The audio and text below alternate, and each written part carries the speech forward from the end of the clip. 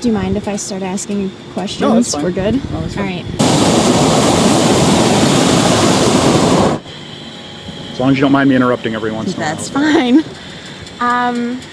About how high do you think we are now?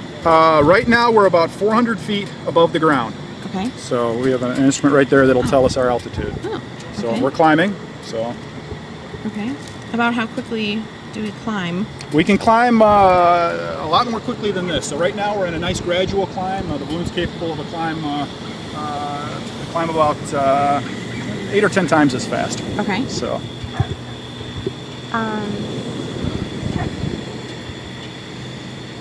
What is the problem with fog other than, like, is it just that you can't see? Yeah, Are there any other problems? the problem is if the fog is too thick, if we can't see far enough, other aircraft can't see us. Okay. So the regulations require us to have certain visibility minimums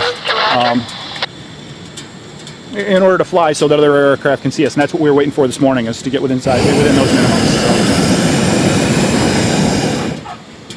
And the other factor is if it's too thick, we can't see what's down there, and we can't see when we come into land as well. So Makes sense.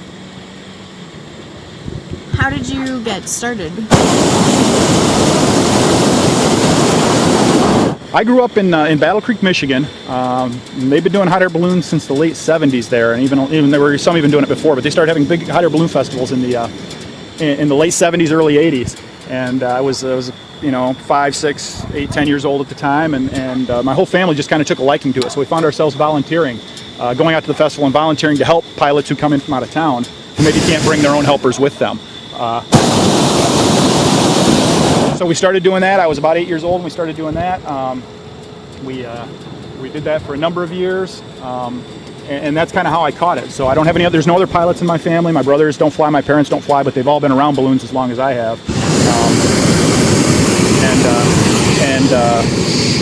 So yeah, I just kind of took off from there. I went to college. I kept helping out. I got my license, my certificate, and started flying myself. So. Okay. What goes into getting a license to fly a hot air balloon? It's the same procedures that are in with any kind of pilot, be they flying a helicopter or an airplane or a jet or a blimp or anything. Some of the details of that training are a little bit different. There are things specific to balloons that airplane pilots don't need to know, and vice versa. But we have to. So one of the things we have to be cognizant of with balloons, you can tell by looking overhead, up above us, we can't see what's up ahead of us. So to be honest, that person right there down now, we can't see their basket. They can't see us up here. So they have the right of way. We have to watch below us for balloons. So if we were to get too much higher than him, so he can still see us, and still we're above him, so we need to get out of his way if he needs us to. But especially this balloon down here below us.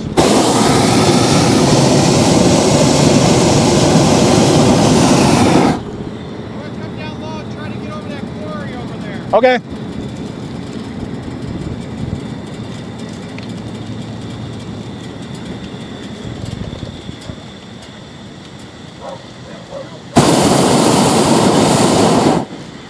We've reached a layer of wind that's brought us almost to a dead stop.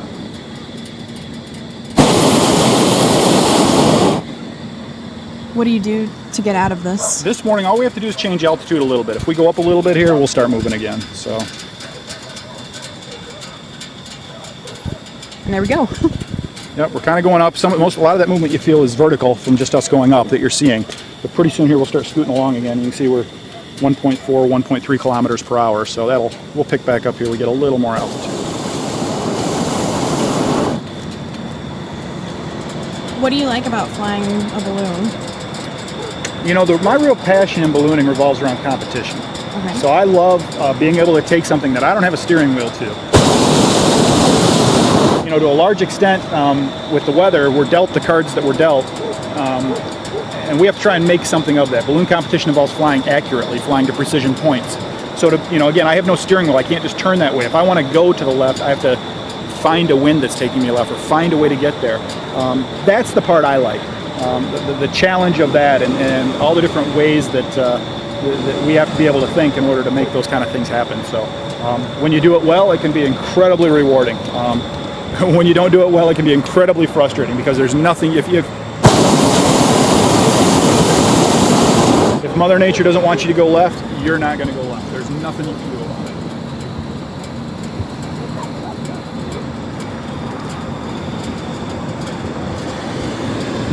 So I think you'd have to be pretty knowledgeable in like weather and all of that to know how to use the winds. And it's certainly part of our training to understand and be knowledgeable of the weather.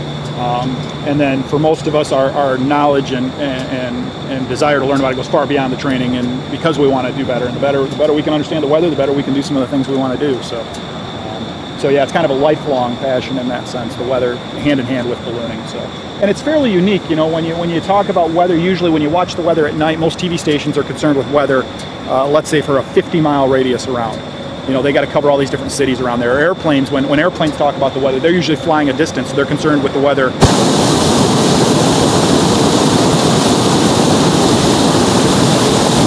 We're concerned about the weather in what I'll call a macrological sense, sort of a big picture.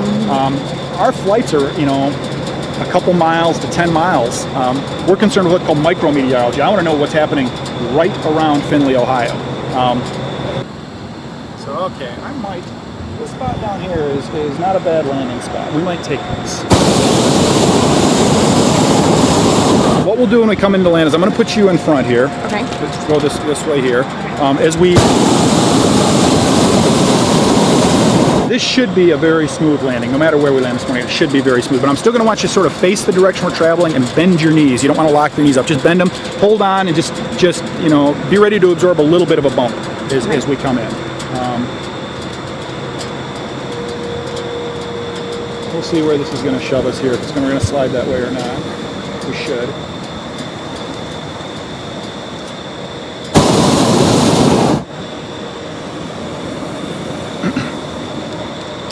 Robin, I'm looking at this spot here. Burke's going to land here. It's right across from the cemetery, kitty corner from Frickers, where we ate last night. Yeah, I'm watching it.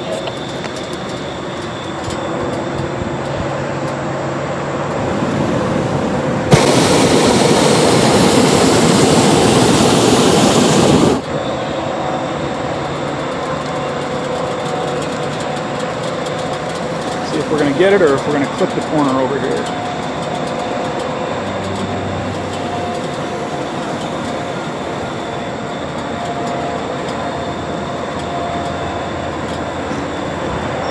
Could you tell me about the construction of balloons? Yeah, the balloon part of the balloon, what we call the envelope, is made of a ripstop coated nylon. Okay. So it's ripstop so that if a tear starts, it'll naturally sort of keep itself from expanding. It's coated to help keep some of the heat and the air in as well. It's similar to what you'd have in like a nylon jacket, but a little bit different and a lot more expensive. The basket part itself is made out of wicker. So the same kind of stuff you might have in a basket in your living room or a wicker chair on your deck. They've tried a lot of different materials over the years, high-tech materials, various things. Wicker's got a couple properties that make it well suited to ballooning. It's fairly strong. It doesn't break easily, but it flexes a little bit. So as the basket gets moved and whatnot, you don't have this massive rigid piece there in place. And of course, part of the reason we still use wicker is sort of the mystique and the allure of it all. It kind of harkens back to some old ballooning days. So that's kind of nice. So the tanks are similar to what you might run in a forklift. We run propane just like you put in your gas grill at home. Same kind of gas, but they're similar to forklift tanks, specialized obviously. And the burner is the custom constructed piece of the whole thing. That's an engineered and highly engineered piece, very specific to ballooning.